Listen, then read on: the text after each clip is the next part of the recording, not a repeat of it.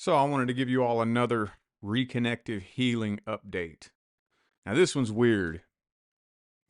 Still trying to figure out how to put it into words, but I astral traveled for the first time. Now when I say the first time, I mean the first time that I'm aware of. And one of the reasons why I think it's kind of difficult for me to tell this story is because when I hear people tell stories like this, it's not that I don't believe in astral travel. It's just that a lot of times you don't know how serious somebody is. Like, that there's lots of people out there who exaggerate points, blow things up into something bigger than they are. I make it a really, really strong point not to do that. So anytime I've ever been kind of curious about, I wonder if that was an astral travel, I've thought about it, but I usually just quickly brush it to the side. But it's been 1 year since my buddy Case reconnected me. It was last January, 2022. Now, ever since then, well, not ever since then, it took about a week for me to learn how to bring the frequencies in myself. Like I've said, I'm a very logical minded person, and that can tend to block it and get in the way. I've talked about that. I'll refer you to my other videos on this subject matter. But so it's been right at around a year.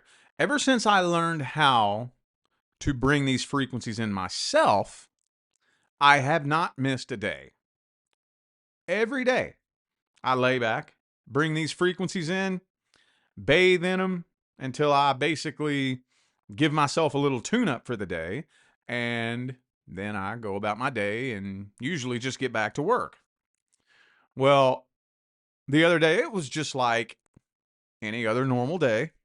I was sitting here at my workstation, pounding out some work, and as always, I'm getting drained, getting tired. It's getting to the point to where I'm like looking at my cards and nothing is coming to mind.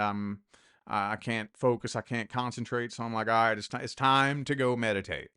That's what I always say. It's time for me to go get a meditation in every day. So I lay back, bring the frequencies in, and start to drift off. And this is where it gets kind of weird because I'm up walking around and I feel these frequencies so strong in my legs. In my legs. Which, I mean, it's not too weird to feel it in my legs. It's just usually I have to focus really hard on my legs. If I really want to put the frequencies there, I have to focus on it. And for whatever reason, I just felt them really strong in my legs. And for some reason, I don't remember why, I jumped a little for some reason. And I spent a little bit of extra time in the air. And I thought, well, that was cool. That was strange. Let me try that again. So I jumped and spent a little bit of extra time in the air. And I'm like, whoa, that's cool. So basically, these frequencies felt like I was so connected to the field that it felt like I was in water almost. And this was beyond vivid. You know, like it wasn't a weird, hazy, foggy dream state. Very vivid. So I said, okay, well, let me try that again. So I bounced up in the air and kind of did a little kicking motion. And I was floating. And I went, okay, well, let me do this then. And have you ever been like at the bottom of a pool where you kind of do that kick up motion to push yourself up toward the surface? I did that and I took off like a rocket. Now, again, I know this sounds kind of silly. And when I hear people tell stories like this, I'm usually kind of like, yeah, you were dreaming. You were dreaming. This is not a normal dream at all. This is not anything like where my mind normally goes when I fall asleep. Like my dream world is a pretty familiar place, and it's usually very, very obvious when I've had some weird, strange dreams. This was absolutely nothing like any dream world I normally visit on a regular night's sleep.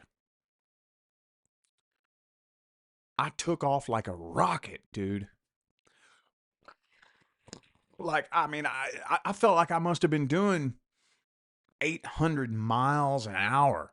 And it was, I could feel the wind blowing against me so strong that it was closing my eyes. I remember I could just kind of barely see what was going on around me. And all of a sudden the sunlight starts going away and it starts getting dark. And I looked around and I could see that I was in space, and I could look down and I could see like the earth. At least not like, so far away that I can see a planet, but enough to where I can look down and like see the continent. And like I dove back down, and this was just normal to me. Oh, this is totally cool. So I'm just walking around, bouncing around, and everybody's looking at me weird. It was so strange. And then when I woke up out of this, my ears were ringing. I was stunned. I just sat up in bed,